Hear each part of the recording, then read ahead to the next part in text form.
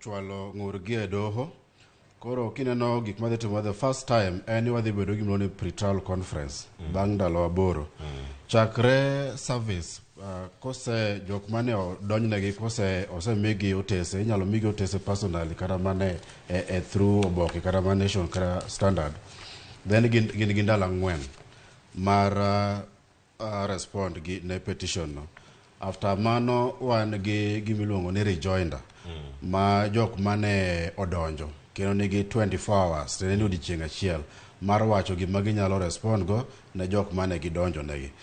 After mano wan gimiluongo ni pre-trial conference. Koro pre-trial conference ni do dhi bedo piny to dhi ng'iyo gimiluongo ni preliminary issues kata gik manya oningo chak godo kapok ong'e matut. Tahie dhi neno ka ing'iyo ni to mokwongo ni ng'ama ose file ang'o to ng'ama pok o file ang'o.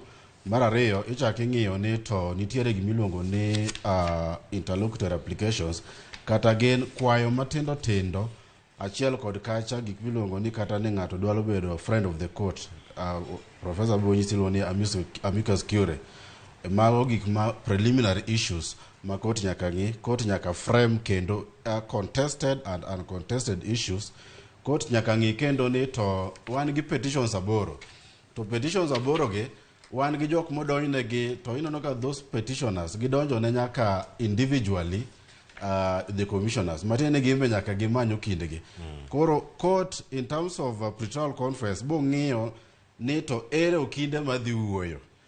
Iwinjo kes jitok nyal wuoyo. Inyalo ni wan gi okinde 30 gitao gi address court. Koro each team court they allocate that time and it's a very serious issue. Time mumi kada kumini in 20 minutes to in 20 minutes. Koro that pre-trial conference emwa they neno ni the manner of hearing mar petitions gi or the chalo nade moving forward.